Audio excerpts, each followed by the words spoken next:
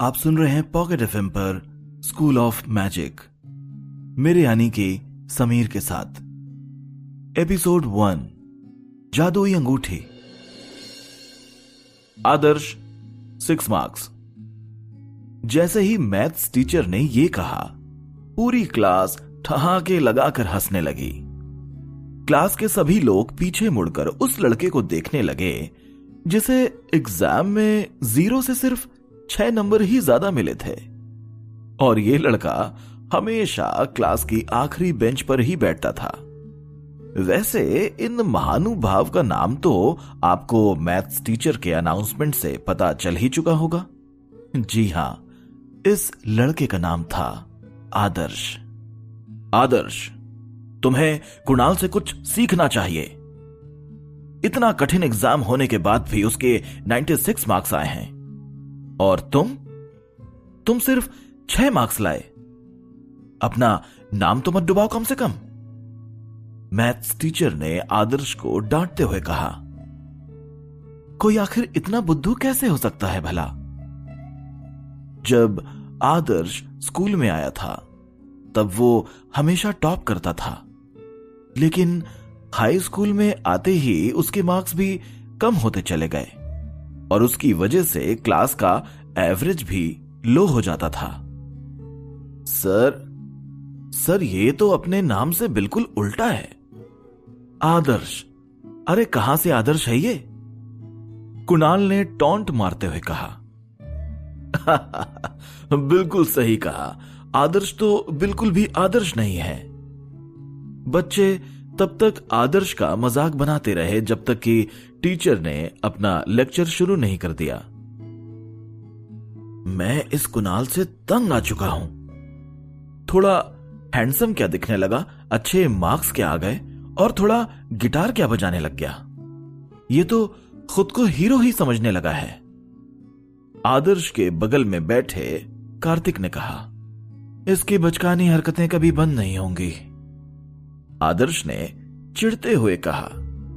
आदर्श, school खत्म होने के बाद वॉलीबॉल खेलने चलोगे? नहीं, मुझे थोड़ा काम है। क्या तुम फिर बूढ़े सोमनाथ की मदद करने जा रहे हो? एक तुम ही हो जो उस पहाड़ के पीछे वाली झोपड़ी में जाने की हिम्मत भी करते हो। अरे हां, एक चीज तो मैं भूल ही गया। मैं अपने लिए स्टार वॉर्स की नई नॉवेल लाया हूं, क्या तुम पढ़ना चाहोगे? कार्तिक ने आदर्श से पूछा। हां, मेरे बैग में रख दो, मैं पढ़ लूंगा।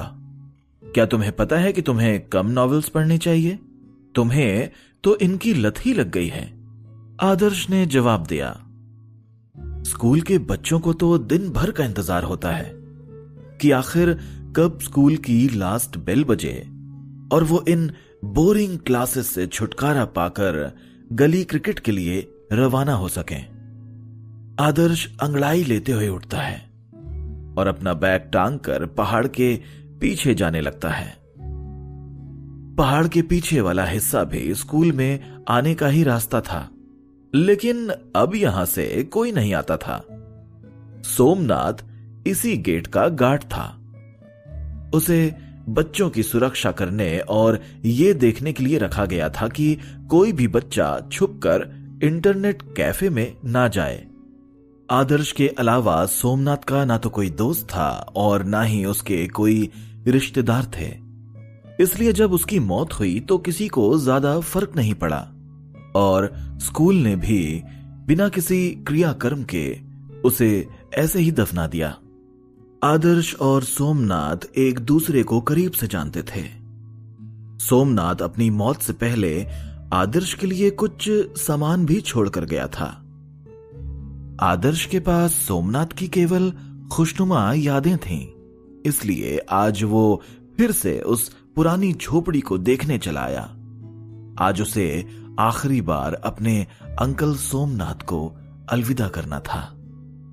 सोमनाथ हमेशा कहता था कि उसके दादा परदादा हिस्ट्री के किसी बड़े हीरो से कम नहीं थे, इसलिए उसके पास 5000 साल पुरानी एक एंटीक अंगूठी थी। आदर्श ने उस अंगूठी को पहले भी देखा था। वो एकदम गहरे काले रंग की थी, पर एंटीक तो कहीं से नहीं लगती थी। सबसे जरूरी बात तो ये कि वो जौहरी के पास अंगूठी लेकर भी गया था उसकी कीमत का पता लगाने, लेकिन जौहरी ने उसे उल्टे पैर वापस भेज दिया, ये कहकर कि उसकी हिम्मत भी कैसे हुई ऐसा भद्दा मजाक करने की। बड़ा आया लोहे की अंगूठी को एंटीक बताने वाला। उस दिन आदर्श ने ठान लिया था कि अब वो सोमनाथ की बातों पर एक रत्ती भर भी भरोसा नहीं करेगा। आदर्श सोमनाथ की छोड़ी हुई चीजें अपने साथ ले जाना चाहता था, जिससे वो उसे हमेशा याद रख सके। सोमनाथ एक बहुत ही अच्छा गेट कीपर था। उसे जन्म और मृत्यु जैसी बातें बहुत छोटी लगती थीं, और ना ही उसे इन सब बातों से कोई फर्क पड़ता था।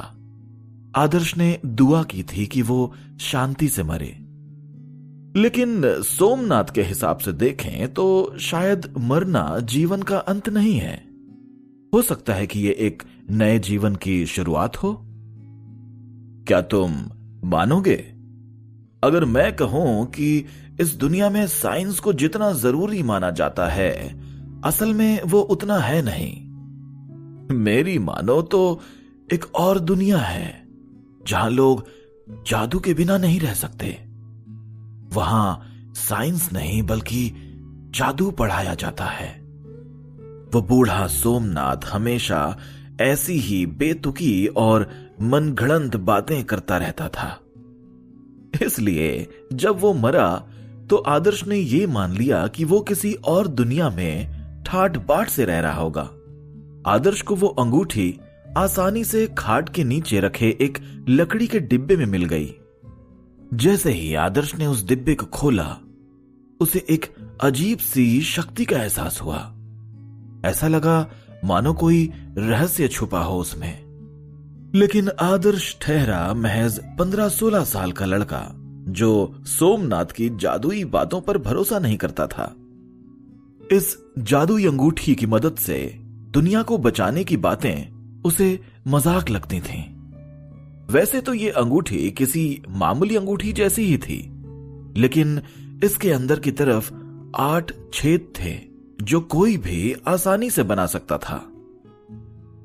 जैसे ही आदर्श ने उस अंगूठी को पहना, उसके शरीर में झुरझुरी सी दौड़ गई। इतनी तेज गर्मी में भी वो ठंड से कांप रहा था। ये मैं क्या सोच रहा हूं? नहीं, ऐसा कुछ भी नहीं है। ये बस एक मामूली सी अंगूठी है, इसमें कोई जादू वादू नहीं है, आदर्श ने खुद से कहा। अचानक ही उसे बहुत जोर से नींद आने लगी, और आज तो उसे पूरी रात काम करना था। इसलिए उसने जमीन पर दरी बिछाई और झोपड़ी में ही सो गया। रात 10 बजे उसे 24/7 सुपरमार्केट में जाना था, जहां वो सुबह के 6 बजे तक नौकरी करता था। उसे इतनी ज्यादा नींद आ रही थी कि वो दरी पर लेटते ही सो गया। शाम हो रही थी और सूरज की लाल किरणें पहाड़ों के बीच से निकलकर झोपड़ी और आसपास के जंगल को अपने रंग में रंग रही थीं। सूरज के ढलते ही ऐसा लग रहा था मानो रोशनी का दरवाजा बंद हो गया था और दुनिया में अंधेरा छा गया था। लेकिन पहाड़ के पीछे के हिस्से में धुंध छा गई थी और एक अजीब सी रोशनी आ रही थी। कोई दूर से देखता तो उसे कुछ भी नहीं दिखाई देता, लेकिन ढलते हुए सूरज के नीचे पानी के पास एक अलग ही नजारा था, जैसे कोई मिराज हो। झोपड़ी में खर्राटे ले रहा लड़का इस बात से अनजान था कि उस अंगूठी से अजीब आवाज निकल रही थी जो चारों तरफ गूंज रही थी, मानो उस मिराज की तरफ जाना चाह रही हो, मानो वही उसकी असली जगह हो। कुछ देर बाद उस अंगूठी में कुछ हरकत हुई और ऐसा लगा जैसे मानो दुनिया ही हिलने लगी हो। SJC मिडिल स्कूल शहर के ऊंचे इलाके में था। यह इलाका बाकी शहर से काफी ऊंचा था। अब पूरा शहर रोशनी से जगमगा उठा था। दुकानें, बिल्डिंग, सड़कें और पूरा का पूरा शहर खिल उठा था। बूढ़े लोग सड़कों पर टहल रहे थे, औरतें गप्पे लड़ा रही थीं, बच्चे दौड़ भाग कर रहे थे और नौजवान लड़के लड़कियां पार्क में अपने प्यार का इजहार कर रहे थे। किसी के मन में कोई भी डर नहीं था। कुछ लोग दफ्तर से घर जा रहे थे तो कुछ खाने के बाद घूमने जा रहे थे। सब कुछ ठीक था। लेकिन अगर कोई SJC मिडिल स्कूल की तरफ ध्यान से देखता तो उसे रोशनी ही रोशनी दिखती, जिस पर धुएं की परत थी। यह जगह एक शांत पानी के जैसे थी कि तभी हवा में एक टनल आया जो एक मशीन की तरह घूम रहा था, लेकिन उसमें कोई आवाज नहीं थी। एक तरफ लाइटों से जगमगाता शहर था तो दूसरी तरफ आधा पहाड़ एक स्पेशल टनल में समा गया था। समय काल सब बदल गया था, और वो भी एक जादुई टनल के कारण, जिसका साइंस के पास कोई जवाब भी नहीं था। और इस टनल का फोकस पॉइंट थे पहाड़ के पीछे वाली वो झोपड़ी। ये बवंडर जैसी दिखने वाली टनल एकदम से हवा में कहीं गायब हो गई और फिर सब कुछ पहले जैसा ही हो गया, बिल्कुल शांत, मानो कुछ हुआ ही ना हो। आदर्श, जो अब भी गहरी नींद में सो रहा था, उसे बिल्कुल अंदाजा भी नहीं था कि अब उसकी दुनिया बदल चुकी है। पहाड़ी पर अब बारिश होने लगी थी, जिससे गर्मी की सारी तपन दूर हो गई थी।